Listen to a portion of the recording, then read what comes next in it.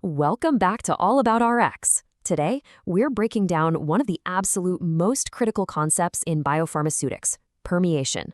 Simply put, permeation is the process where dissolved drug molecules hack their way across biological membranes, like the intestinal epithelium, to enter your systemic circulation.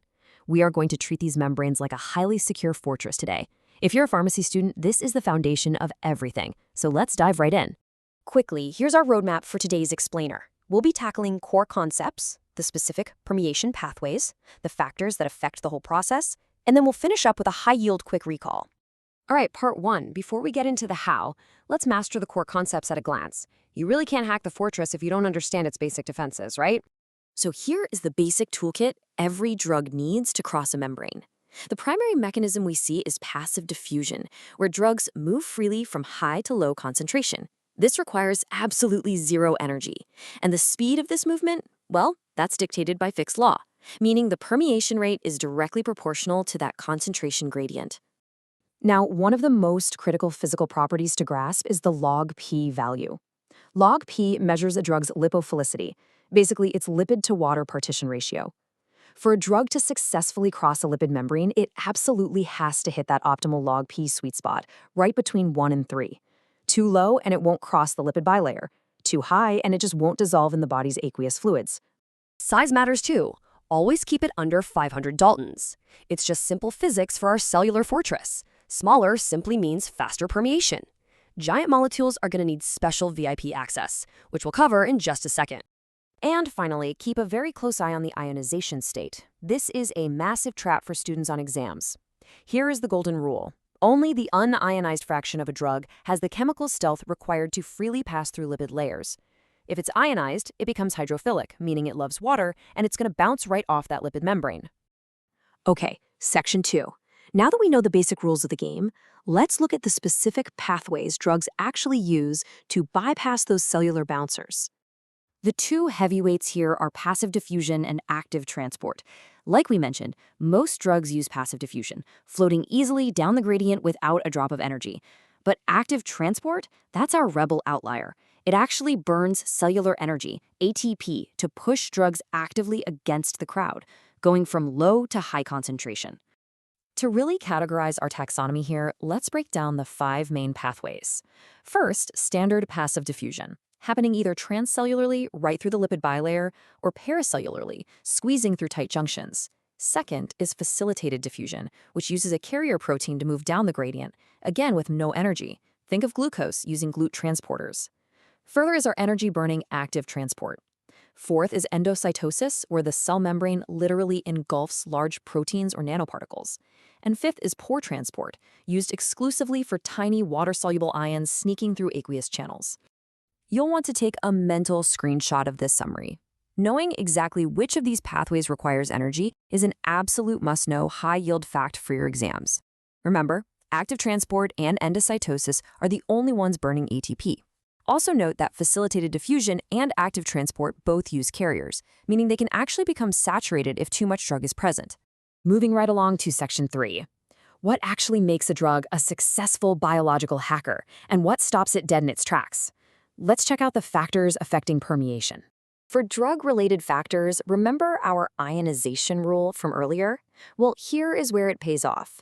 Weak acids love the acidic environment of the stomach because the low pH keeps them unionized, allowing perfect absorption there. Conversely, weak bases stay unionized in higher pH environments, meaning they prefer to absorb in the alkaline intestine. Biologically speaking, surface area is king. That is exactly why the small intestine, with its millions of tiny finger-like villi, is the prime spot for drug absorption. That massive surface area acts like a giant sponge. Plus, it's aided by high blood flow that constantly sweeps the drug away to maintain a steep gradient, and a wonderfully thin membrane, totally unlike the thick, stubborn layers of our skin. But watch out for the biological bouncers. The body isn't totally defenseless here. P-glycoprotein, or PGP, is a notorious efflux pump located right in the cell membrane that literally catches drugs and kicks them right back out into the gut lumen.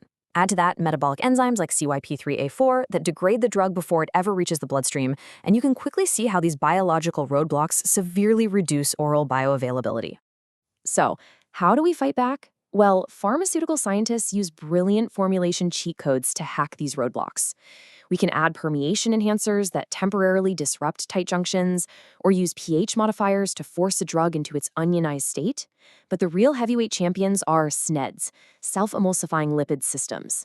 These incredible formulations boost the solubility of highly lipophilic drugs, inhibit those pesky PGP pumps, and bypass first-pass metabolism entirely. It's basically a biological tug of war. Notice how keeping your log P between 1 and 3, increasing surface area, and using SNEDDS all pull permeation way up. Meanwhile, a massive molecular weights, PGP efflux pumps, and thick skin pull it right back down.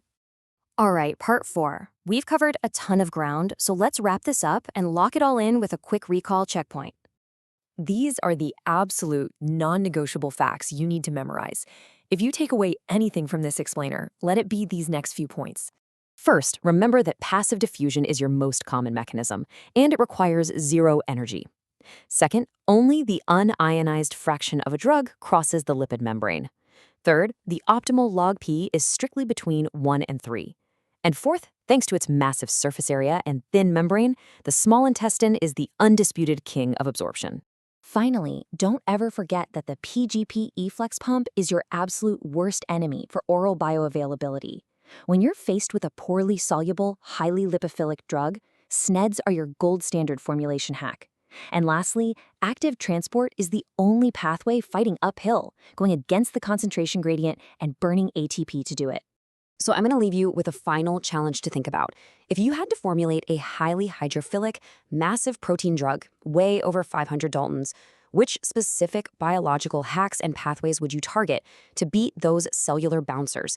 Think about endocytosis and specialized formulation systems. That's a wrap on permeation. If this explainer helped your studies, hit that subscribe button for more All About Rx deep dives. Check the link in my bio for the full lecture, and I'll see you next time.